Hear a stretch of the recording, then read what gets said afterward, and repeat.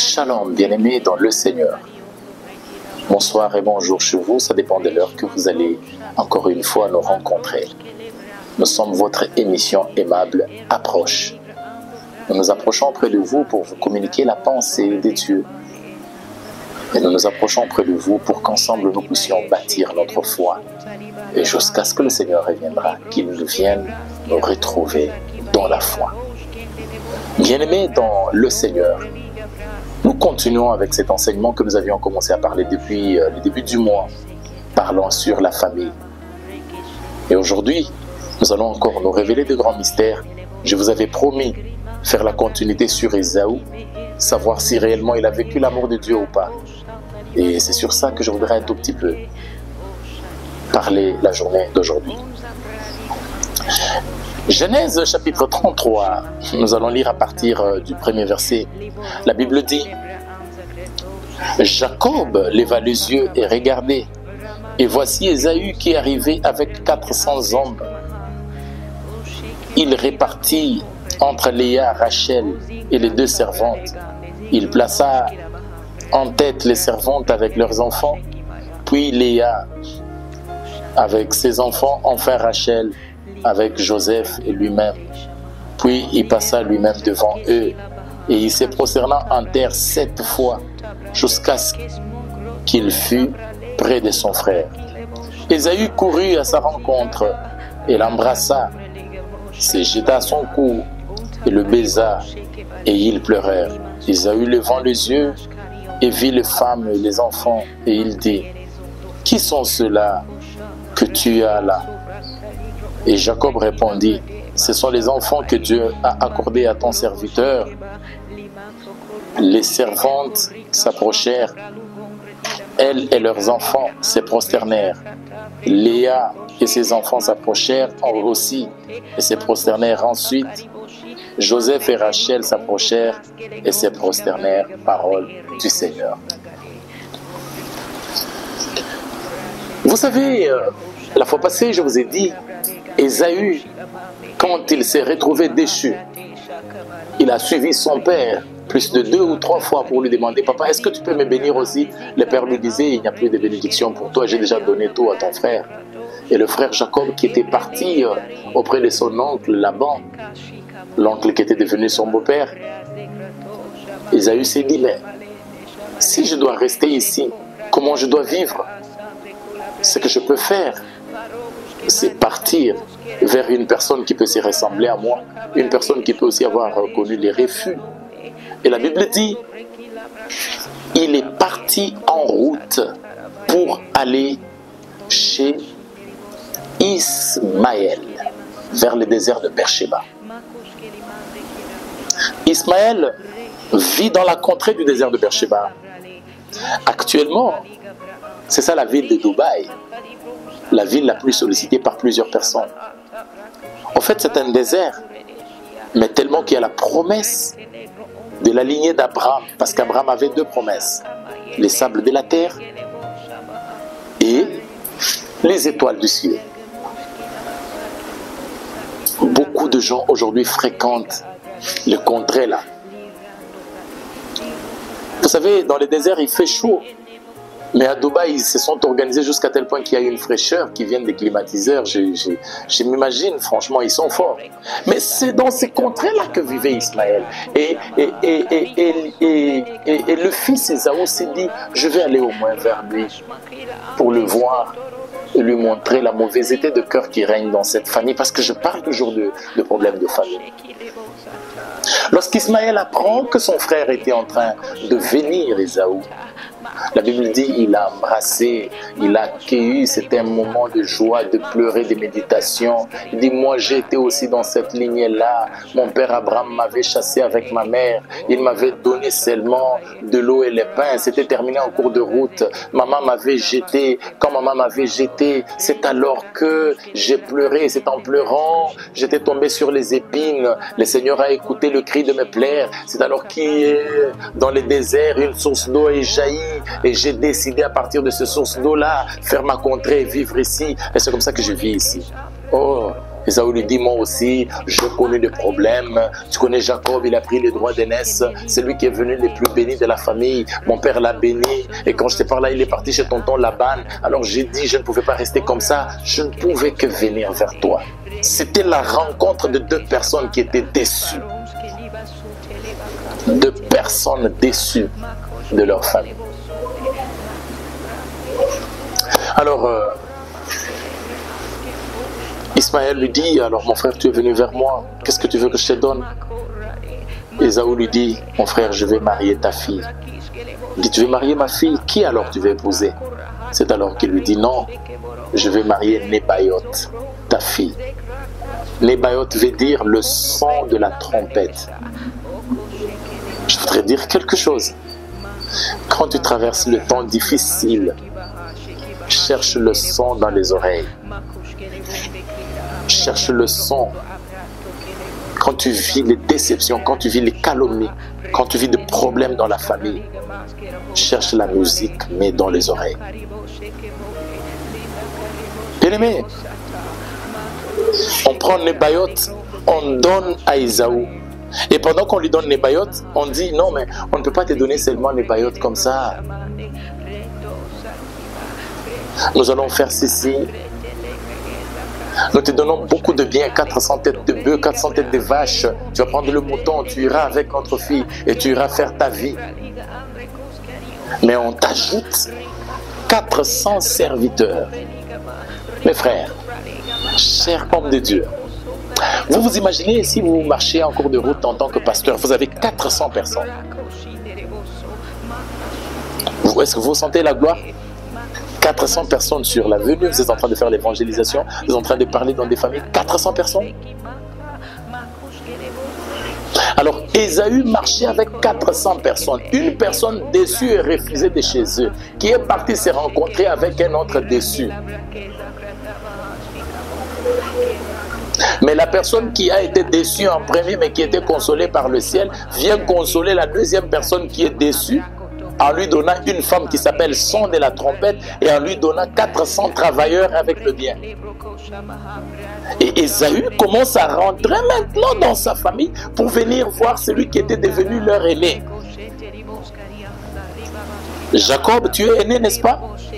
Et entre-temps, dis-moi un peu le nombre de tes enfants. Jacob me dit non, là où je suis parti chez mon oncle, j'ai marié légalement 2 femmes et l'oncle m'a ajouté des servantes qui sont devenues aussi mes femmes. Donc j'ai au total 4 femmes qui m'ont mis au monde jusque-là 11 enfants parce que le 12e enfant n'est pas encore né parce que c'est celui qui tuera sa mère qui s'appelle Benjamin. Esaü, toi aussi tu es parti de l'autre côté, qu'est-ce que tu as dit? Non, moi j'ai marié une seule femme, mais au moins j'ai 400 domestiques. Comment toi tu as volé la bénédiction par un coup d'état? Tu as marié 2 femmes, on t'a ajouté 2 autres femmes, tu en as maintenant 4. Et toi tu es parti dans la déception en train de pleurer, tu as une seule femme mais tu amènes 400 travailleurs. Est-ce que vous sentez les degrés de l'amour de Dieu? Ne définissez pas amour, ce que Dieu ne vous a pas dit amour.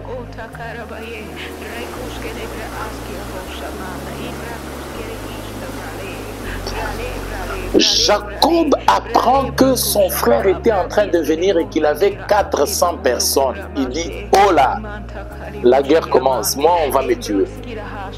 Comment 400 personnes peuvent venir en face de moi? Moi je n'ai que 11. Alors faisons ceci.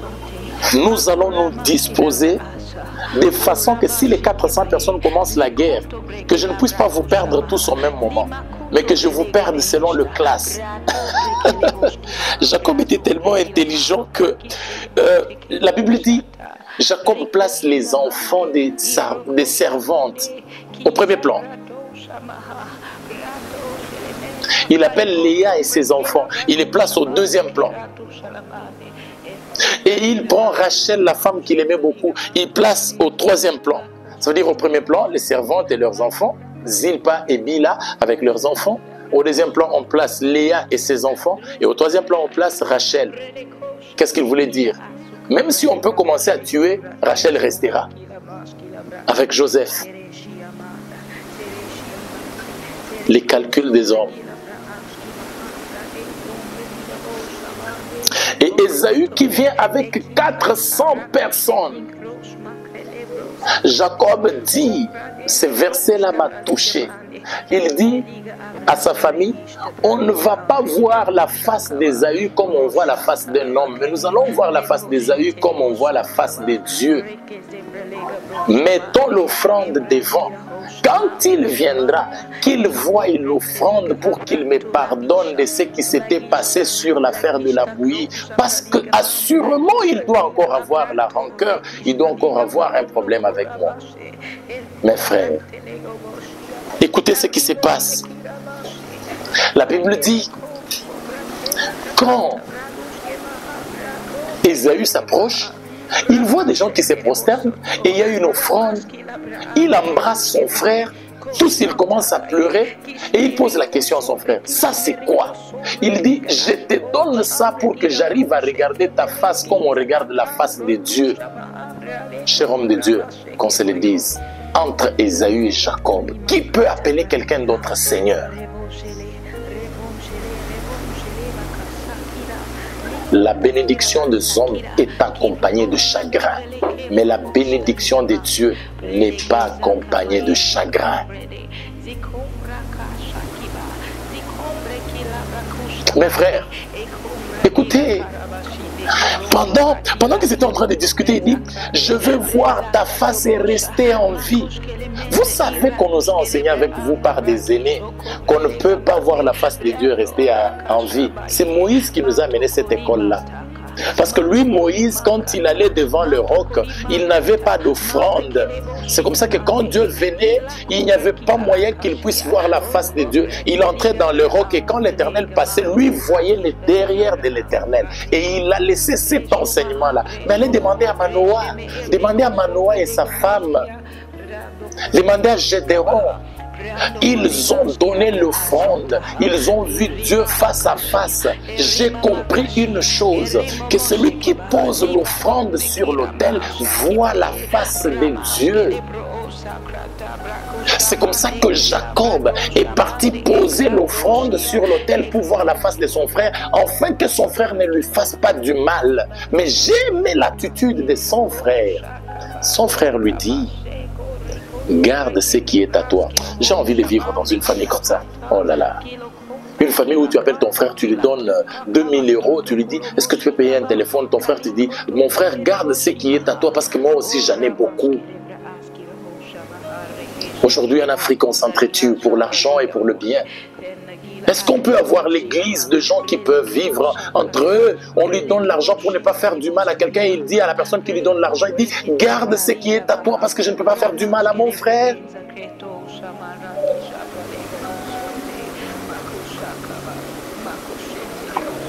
Ésaü dit à Jacob, garde ce qui est à toi. Non, je vais vivre avec ces paroles. Je ne peux pas prendre ce qui est à toi. Si toi, mon frère, quand j'avais faim, tu as pris mon droit d'aînesse et j'ai mangé la bouillie.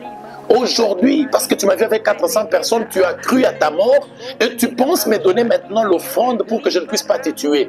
Garde ce qui est à toi, mais je ne te tue pas. Oh là là, oh là là. Je ne peux pas toucher ton sang, mais garde ce qui est à toi. J'ai besoin de vivre dans cette famille-là, une famille où les gens ne peuvent pas avoir la haine. Une famille où les gens peuvent se regarder et se dire, garde ce qui est à toi, mais je ne te remets pas le mal au mal. En fait, la dimension la plus élevée de l'amour, c'est aussi aimer son ennemi. Garde ce qui est à toi. Ce que tu m'avais fait, garde-le, mais je ne préfère pas te le réciproquer. Et Jacob était là en train de trembler. Il avait déjà classé les enfants de servantes devant, pour qu'en les tuant, qu'on tue d'abord les enfants de servantes, qu'on tue les enfants de Léa, et puis qu'on vienne tuer les enfants de Rachel. Il dit, garde ce qui est à toi. Je ne peux pas te faire du mal. J'ai été éduqué comme ça, moi Ésaü. Est-ce que vous savez que la personne qui passe par la souffrance a le temps de s'éduquer? Alléluia. Que la souffrance que tu as passée à connaître le voie de Dieu te pousse à être mature et à être sage lorsqu'il faut prendre les décisions. Garde ce qui est à toi. Ne touche pas aux interdits à cause d'argent, à cause de présent. Garde le don que Dieu t'a donné. Ne te suis pas par de femmes. Garde ce qui est à toi. À cause de voyage.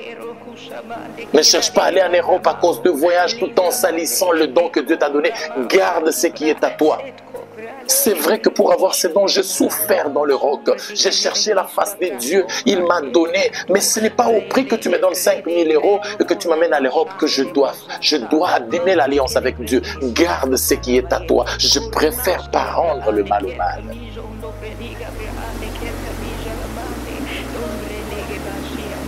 Et tous deux pleurèrent. Je voudrais qu'on raisonne sur les pleurs. Jacob pleure quoi?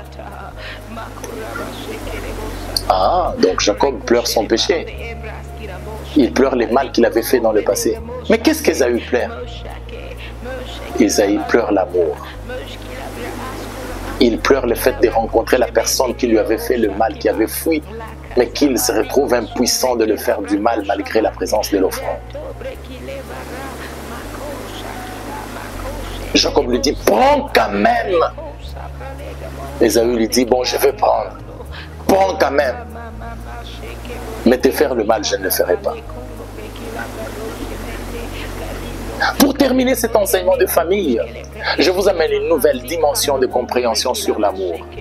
Êtes-vous disponible de pouvoir pardonner les mal qu'une personne vous a fait? Car Dieu a tant aimé le monde. Il a donné son Fils. Pas pour les meilleurs, pas pour les bonnes personnes, mais pour les mauvaises personnes. Qu'ils aient la vie. Êtes-vous capable de rendre l'ascenseur à ceux à qui vous ont fait du mal? Pierre a nié Jésus 3 fois. Et le coq était comme l'instrument qui était chargé pour venir annoncer cette nouvelle. Mais quand il a fallu laisser l'église, l'intérimaire qui a été choisi, c'était la personne qui avait nié. Cher homme de Dieu, êtes-vous capable de laisser la responsabilité à votre fils qui vous a blessé?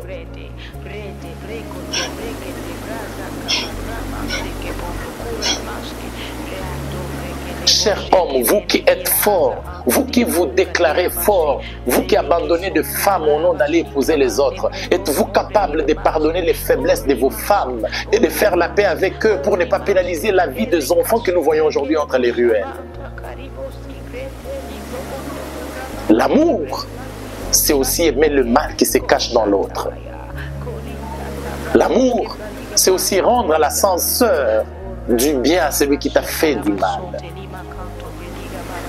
On ne parlera pas de la force de la famille si nous ne savons pas s'aimer l'amour là où on nous avait fait du mal. Le prix qu'il faudra payer pour garder votre famille, c'est l'amour. Là où il y avait des propos de haine, remettez-y l'amour. Là où on avait parlé de la sorcellerie, remettez-y l'amour.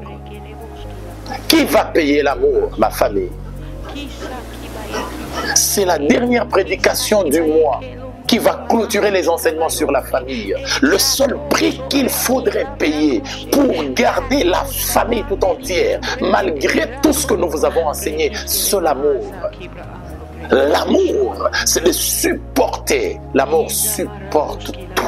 Supporter le mal qui vous a été fait. C'est facile de le dire, mais c'est difficile de le pratiquer. Mon frère, ma soeur, est-ce que tu es disponible de pardonner cette personne qui t'avait volé l'argent, cette personne qui t'avait donné le couteau dans le dos, cette personne qui avait tué ton père? Aujourd'hui, tu es dans la position de la force. Tu as le son de la trompette qui s'appelle Nebaïot.